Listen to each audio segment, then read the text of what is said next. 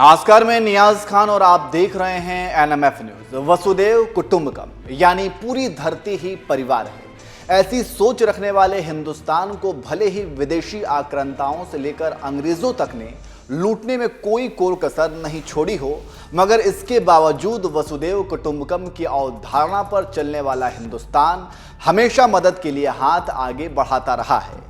अब तुर्की को ही देख लीजिए, ये ऐसा मुस्लिम देश है जिसने पाकिस्तान के साथ मिलकर भारत के खिलाफ आवाज उठाने में कोई कसर नहीं छोड़ी। मगर आज जब विनाशकारी भूकंप से तुर्की कराह रहा है, तो ये हिंदुस्तान ही है जो इस मुश्किल वक्त में तुर्की का साथ दे रहा है। और इस मदद के लिए एक बार फिर तुर्की के राजदूत ने हाथ जोड़कर भारत को धन्यवाद कहा है।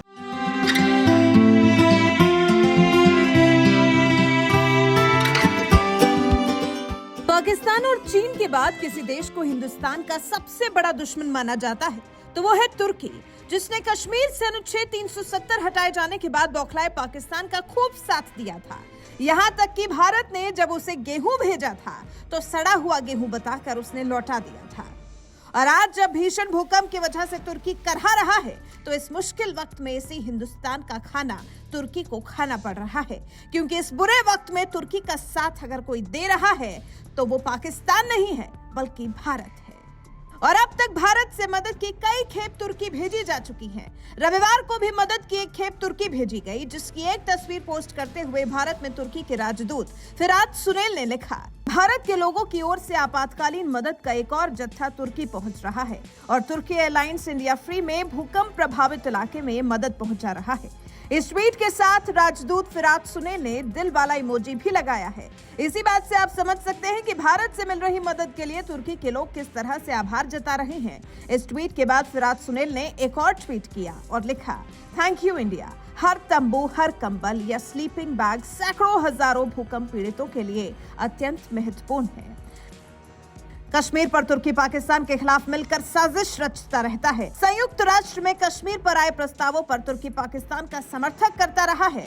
रुबेला वायरस का हवाला देकर भारत का गेहूं भी लौटा दिया। मगर आज जब मुश्किल हालात से जूझ रहे तुर्की को जिस तरह से भारत मदद भेज रहा है, कम से कम उसे इस बात का एहसास तो हो ही गया होगा कि कौन उसका असली शुभचिंतक है।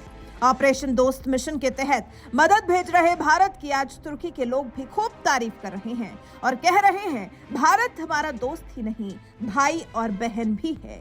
I'm really grateful to them because they are the first group, arrived in Iskenderun and with a group of army, with a group of people, and they actually arrived in Adana Havalimanı first, which is a province in Turkey. There are lots of people staying outside.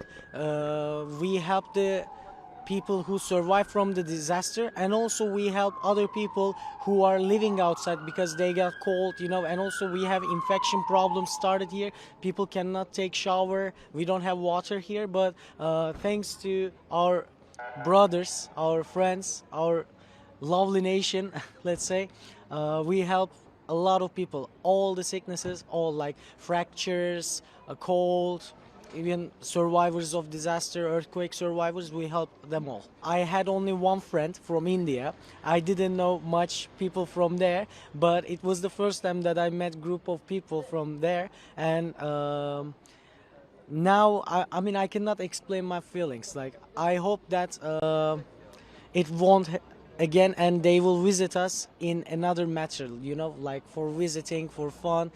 This is my expectation. That's why I call them dost. Now, actually, dost is just a friend, but I see them like brothers and sisters. Bharat जिस तरह से तुर्की में जारी राहत और बचाव कार्य में बढ़ चढ़कर हिस्सा ले रहा है, उससे जहां तुर्की का दिल बाग बाग हो रहा है, तो वहीं पड़ोसी मुल्क पाकिस्तान अंदर ही अंदर जल भुन रहा होगा, क्योंकि भारत के खिलाफ साजिश में जो देश उसके साथ मिलकर रहता था, आज वो भारत के करीब जाता दिखाई दे रहा है। और पाकिस्तान चाहकर भी कुछ नहीं कर पा रहा, क्योंकि पाकिस्तान के पास तो अपना ही पेट भरने के लिए घर में दाना नहीं है। वो तुर्की वालों की भला क्या मदद करेगा।